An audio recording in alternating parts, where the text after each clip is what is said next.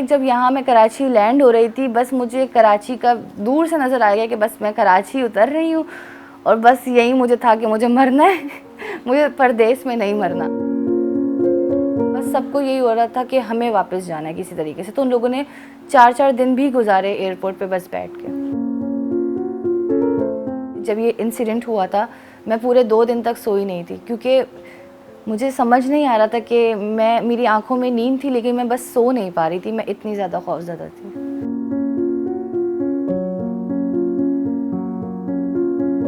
मेरी बस यही दरख्वास्त है कि हम बच्चों को तो अकोमोडेट करें, क्योंकि हम वापस जाने में डर रहे हैं। मैं 2021 में किर्गिस्तान गई हूँ मेडिकल पढ़ने के लिए, क्योंकि यहाँ पे MD कैट जो था वो डिले हो रहा था और मुझे अपना साल ज़ाया नहीं करना था।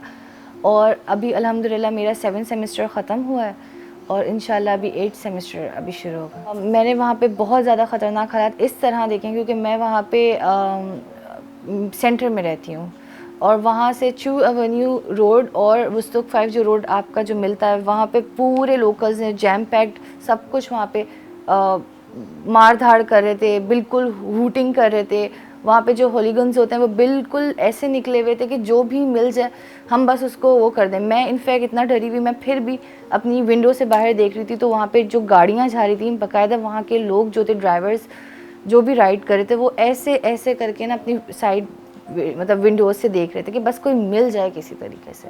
उन्होंने मेन टारगेट जो था हॉस्टल्स और फ्लैट्स को किया था जहाँ पे बच्चे रिजाइड कर रहे थे, और उन लोगों ने वहाँ पे जो है पत्थर मारे बच्चों को, लड़कियों को इनफैक्ट हरास किया कि लड़कियाँ इतनी ज़्यादा थी कि खामोश हो चुकी थी वो बिल्कुल, कि हमें इस बारे में कोई बात ही नहीं करनी है। हम इतने ज़्यादा वहाँ पे घबराए हुए थे कि हम लोग बाहर निकलने का सोच भी नहीं सकते थे। हमारे पास ग्रॉसरीज़ वगैरह सब कुछ ख़त्म हो चुका था। दिन बहुत सही गुजरता था, हम नहीं डरते थे, लेकिन रात जैसे जैसे मगरिब के बाद रात होती रहती थी तो खौफ जो था वो और बढ़ता जाता था। जब ये इंसिडेंट हुआ था, मैं पूरे 2 दिन तक सोई नहीं थी, क्योंकि मुझे समझ नहीं आ रहा था कि मेरी आँखों में नींद थी लेकिन मैं बस सो नहीं पा रही थी, मैं इतनी ज़्यादा खौफज़दा थी। टू बी ऑनेस्ट, मुझे घर आने की बिल्कुल उम्मीद इस वजह से नहीं थी, क्योंकि वहाँ के जो लोग थे उन लोगों ने मेन जो एयरपोर्ट जाने वाली रोड थी वो उस पर ही ब्लॉक किया हुआ था, और वहाँ पे वो लोग ऐसी हरकत करते थे। बहुत सारे बच्चे जो हैं अपने अपने हॉस्टल्स अपार्टमेंट से एयरपोर्ट जाने की कोशिश भी करते, तो वो एक मॉब मिल जाता तो वो उनको मारता और वापस उनको अपने अपार्टमेंट या अपने हॉस्टल भेज देता था।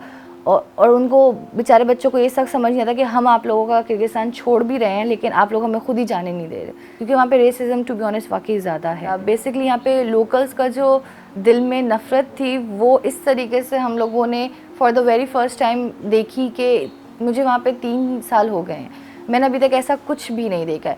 वहाँ पे एक इंसिडेंट शुरू इस वजह से हुआ था कि वहाँ पे जो ड्रंकर था लोकल, वो इजिप्शियंस के हॉस्टल में घुस गया था।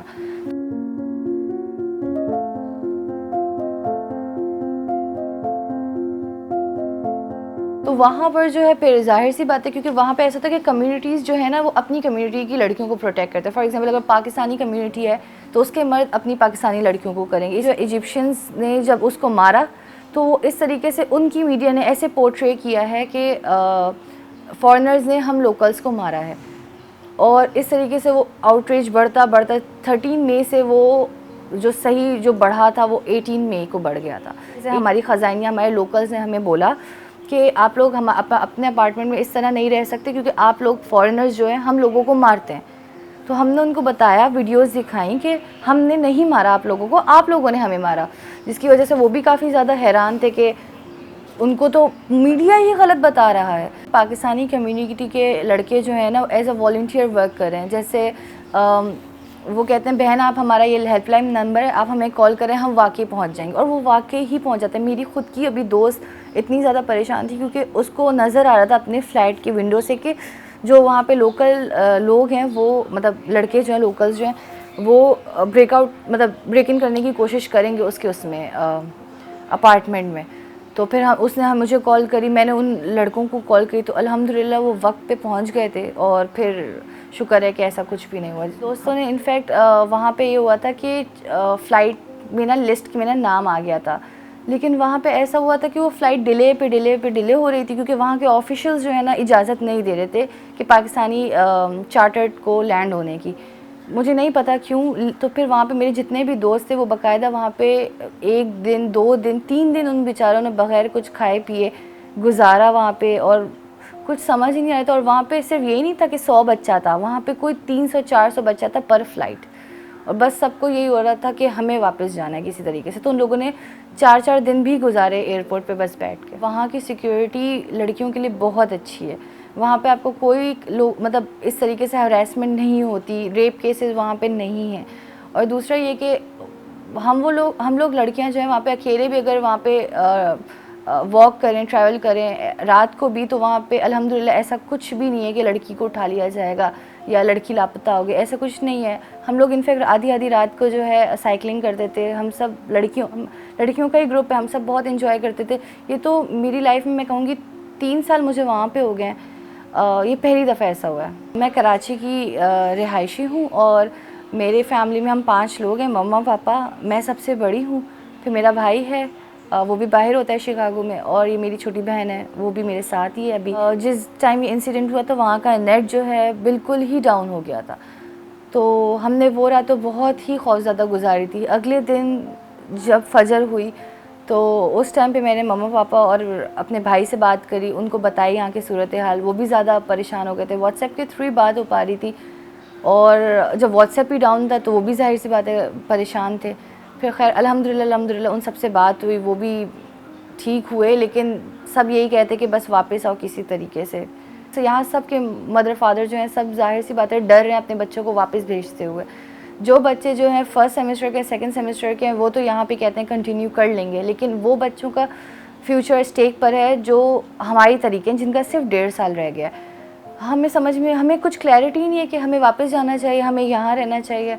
अगर हम वापस जाते भी हैं तो हमें लोकल्स के साथ ही मतलब ट्रेन यूज़ करनी है, ट्रैम्प यूज़ करना है, तो हम नहीं कर सकेंगे कंसंट्रेशन अपनी पढ़ाई पे, क्योंकि हमें पता होगा कि इन लोगों के दिलों में हमारे लिए हेट्रेड है। मेरी बस यही दरख्वास्त है कि पाकिस्तानी गवर्नमेंट से कि एटलीस्ट ग्रीन लिस्टेड यूनिवर्सिटी को जो है तो एटलीस्ट हम बच्चों को तो अकोमोडेट करें, क्योंकि हम वापस जाने में डर रहे हैं।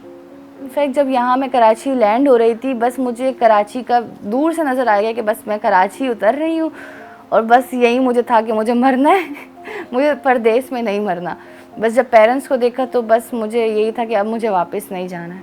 बस मुझे यही है कि यहाँ की यूनिवर्सिटी अगर हमें अकोमोडेट करती है तो बहुत ही हम लोग शुक्रगुज़ार होंगे और सेंस ऑफ रिलीफ फील होगा हमें।